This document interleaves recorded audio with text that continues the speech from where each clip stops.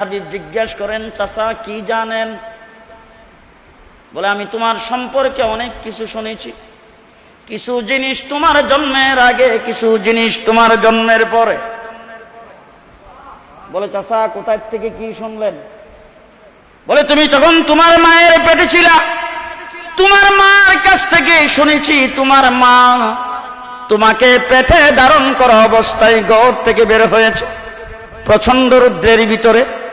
ঘর থেকে বের হইতে দেরি হয়েছে, আকাশের মেঘ আইসা তোমার মার মাথায় ছায়া ধরতে দেরি হয় নাই। বলে, চাচা আর কি জানছেন? বলে, আরো জানছি। বলে, আর কি জানেন?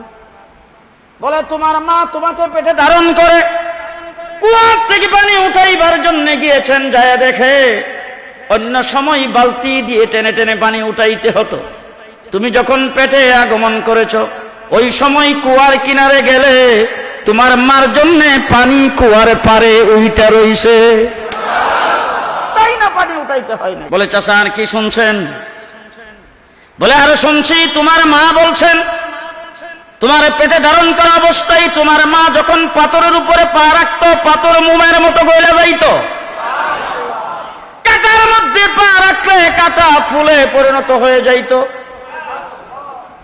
তোমার মা বলছেন, যেদিন তোমার মা তোমাকে পেটে ধারণ করেছেন, পেটে থাকা অবস্থায় বিবি আসিয়া তোমার মাকে স্বপ্নে সালাম জানাইতো, বিবি মারিয়াম তোমার মাকে স্বপ্নে সালাম জানাইতো।